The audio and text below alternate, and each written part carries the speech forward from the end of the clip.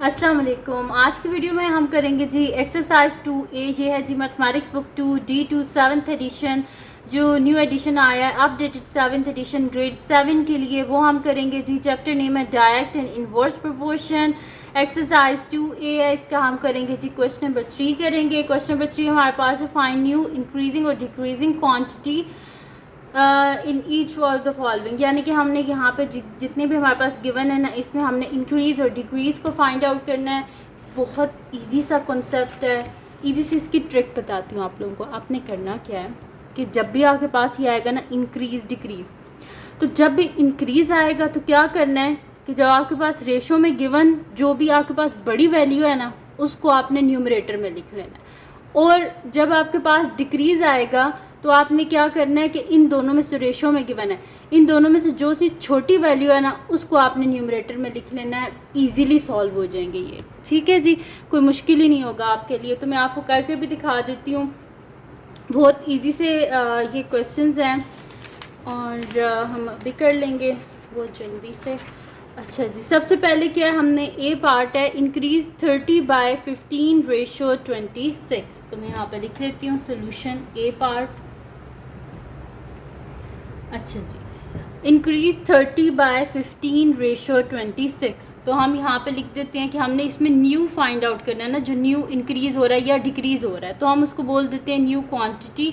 तो given quantities है ना ये हमारे पास, तो मैं यहाँ पे लिख देती हूँ न्यू क्वांटिटी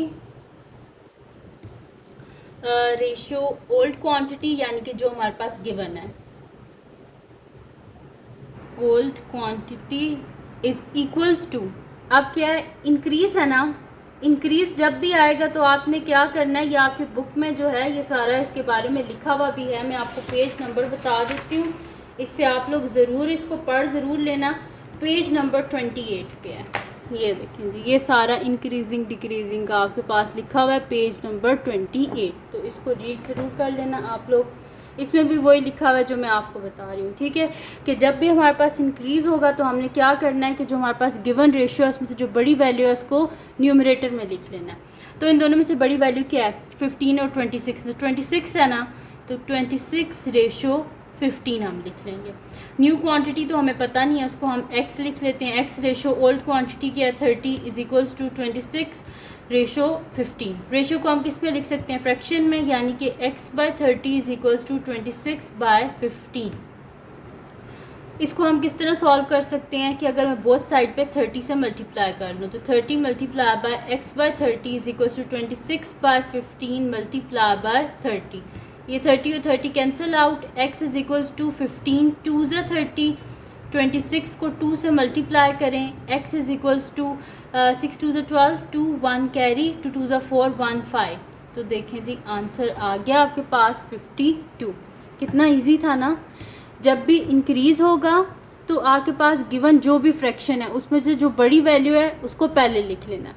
और जब डिक्रीज़ आएगा तो क्या करना है कि जो आपके पास छोटी वैल्यू है ना उसको पहले लिख लेना है। जैसे कि 11 रेशो 8 है ना, तो पहले मैं 8 को लिखूँगी फिर 11 को लिखूँगी, क्योंकि ये डिक्रीज़ है, ठीक है। अब कर लेते हैं इसका सेकंड पार्ट में। यहाँ पे लिख देती हूँ सोल्यूशन बी पार्ट, ठीक है जी। तो यहाँ पर मैं लिख देती हूँ कि मेरे पास क्या है जी, new quantity ratio old quantity, और क्वेश्चन किसका है, डिक्रीज़।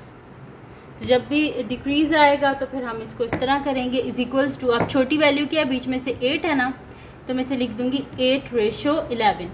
अब न्यू क्वांटिटी तो हमने फाइंड आउट करनी है, इसलिए इसको x लिख देते हैं। x ratio 77 is equals to 8 ratio 11। अब इसको फ्रैक्शन में लिख लेते हैं हम, तो मेरे पास आ जाएगा जी x/77 is equals to 8/11। Both side पे 77 से मल्टीप्लाई कर देते हैं। 77 into x/77 is equals to 8/11 into यहाँ पर मैं लिख देती हूँ 77, ठीक है जी।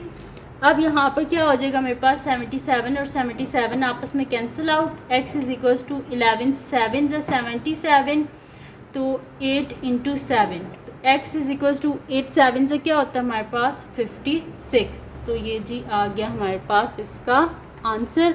और यहाँ पर आप देख लें कि इसका जो सेकंड पार्ट है बी पार्ट, वो मैंने आपके सामने इधर सॉल्व किया है।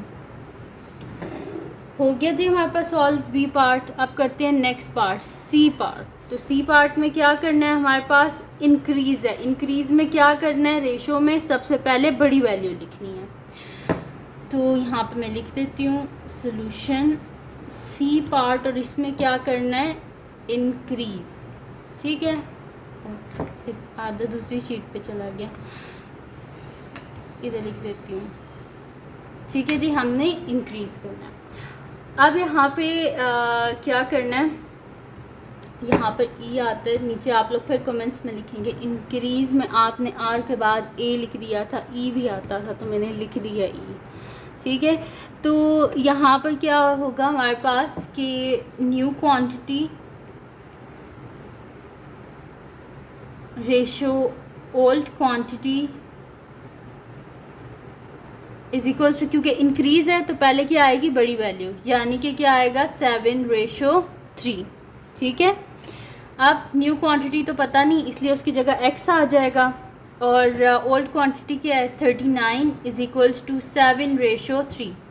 फ्रैक्शन में लिख लेते हैं x/39 is equals to 7/3। Both side पे 39 से मल्टीप्लाई कर लेते हैं। 39 multiply by x/39 is equals to 7/3 multiply by 39। 39 और 39 cancel out. x is equals to 3 1 3 3 3 9, 7 into 13, तो इसको मल्टीप्लाई कर लेते हैं हम 7 को 13 से। x इज इक्वल्स टू 7 3 क्या होता है 21, 1 2 कैरी, 7 1 7, 7 + 2 9, 91। और ये किस में गिवन था हमारे पास, केजी में, तो आंसर में एंड में हम लिख देते हैं x is equals to 91 kgs। ठीक है जी, सी पार्ट भी सॉल्व हो गया। अब हम करते हैं इसका लास्ट पार्ट जो है हमारे पास डी पार्ट, उसको इधर ही सॉल्व कर लेते हैं।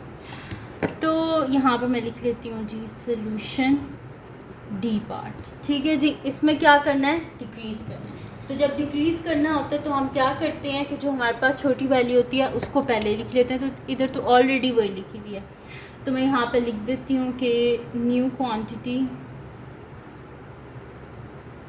Ratio old quantity